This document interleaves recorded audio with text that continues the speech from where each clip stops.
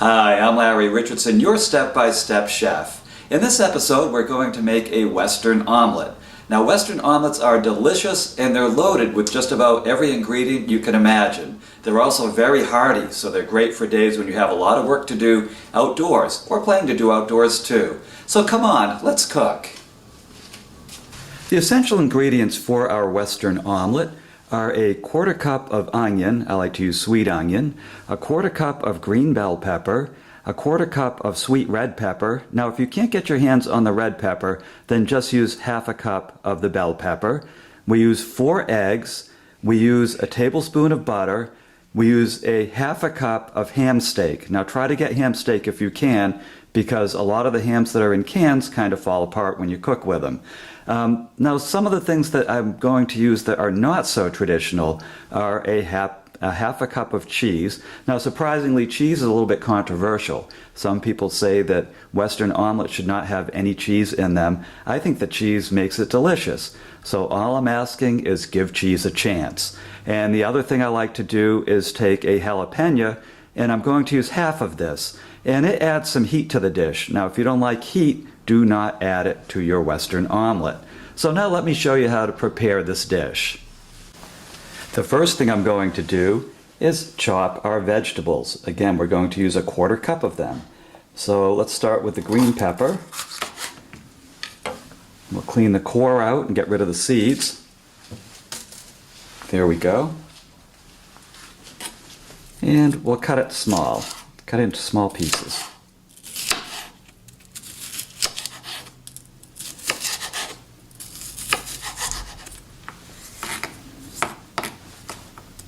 And as usual, if you want more of any of these ingredients, certainly add it. Now the thing with the making of an omelet though, is that if you make too much ingredient for the inside of the omelet, too much filler, then you might not have room. The egg might not be able to wrap around it. So the first time through, kind of follow the count that I'm giving you. And then the next time you make it, you can make it your way.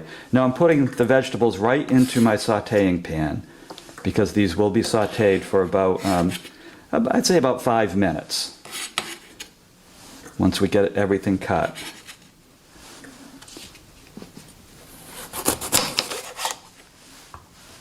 Here we go. There's a nice sweet red pepper. I love these red peppers.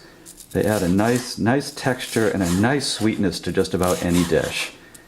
In some cases, I'm actually substituting completely this red pepper for the green pepper, because the green bell pepper has a little bitterness to it, and I find the sweeter version of the pepper it just doesn't have that slightly off taste. So if you can find these, use them. Give them a chance.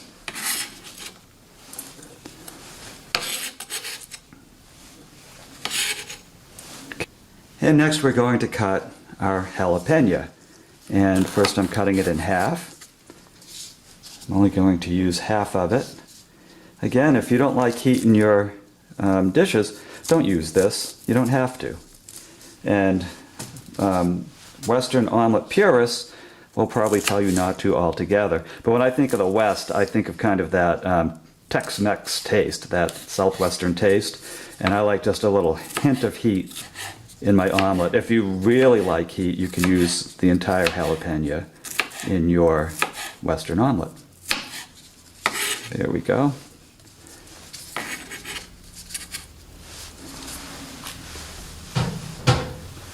And the last thing I'm going to slice is our 1/2 cup of ham.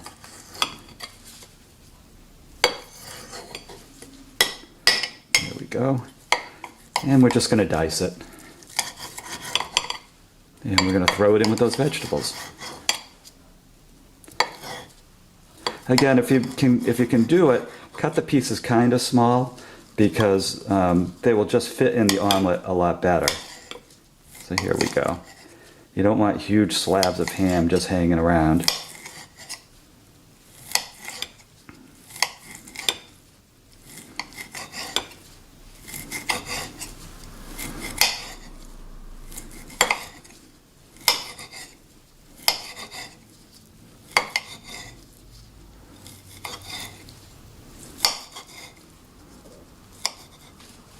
There we go. Put that right in with the veggies. I am already drooling.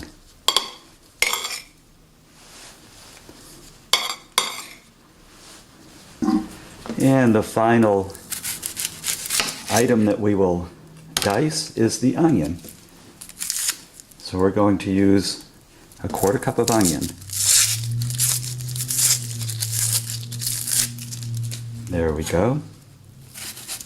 And I'm just scoring the top. And again, you know, some people like big chunks of these vegetables and things in their omelets. I like it sliced kind of small. And onion, I really like to dice it tiny because it just spreads out nicely in the omelet and spreads out that nice sweet onion taste. Here we go. So I scored the top, and now I'm just cutting down.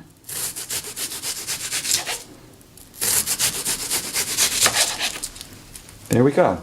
There's our 1/4 cup of onion.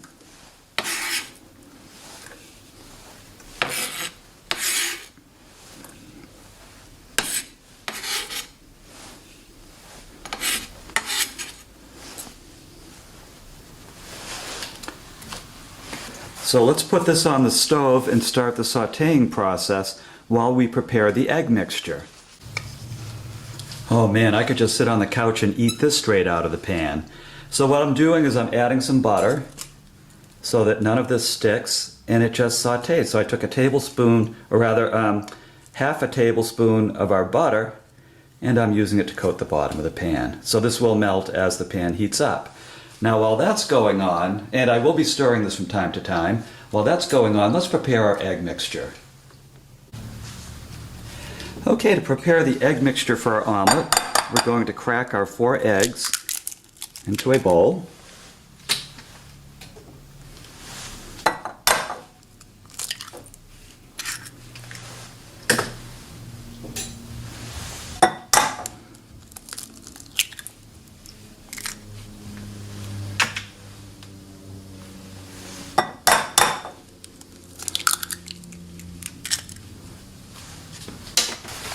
And then we're going to add half a tablespoon of water. Now what the water does is it fluffs up the egg as it cooks. And if you add too much water, you will end up with the fluffiest omelet you've ever seen. It will have pillows on the top and bottom. So try it with just the half tablespoon of water the first time, and you'll get it just fluffy enough. And then if you decide you want yours fluffier, then add maybe a tablespoon of water. And if you don't want it fluffy at all, skip the water altogether. But I find that the half tablespoon works perfectly. So I'm getting these nice and mixed up. If you have a whisk, it's a lot quicker. And don't worry about getting it super smooth. It's okay if it has a little bit of clear clump to it.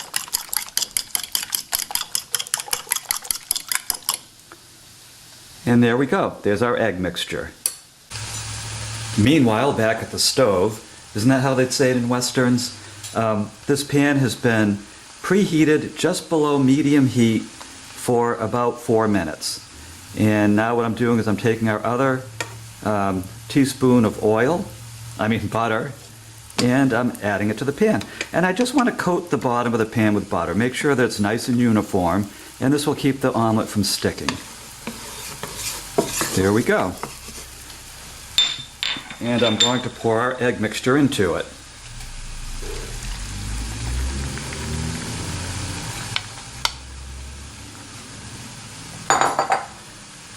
And now what we do is we watch the omelet mix, and we look in these little windows.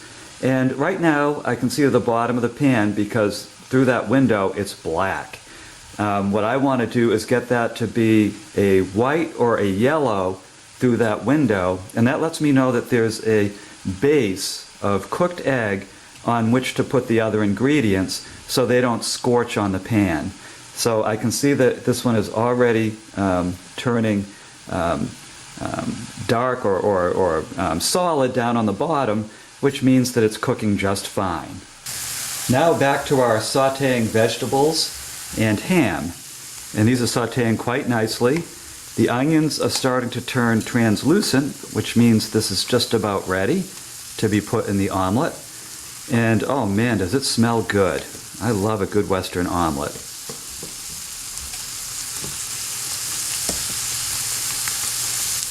So they look like they're ready to go in the omelet. And here we go. So what I'm going to do is take the ham and vegetable mix and put it on half of the omelet. And I'll show you why in a second.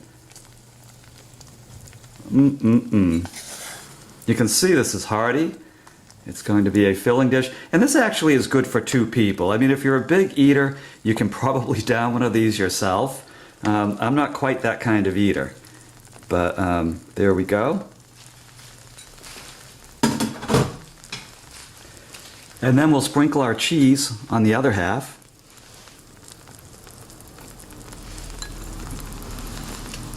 I want to get that cheese to get nice and melty. So by putting it on this half, it's a little bit closer to the heat source.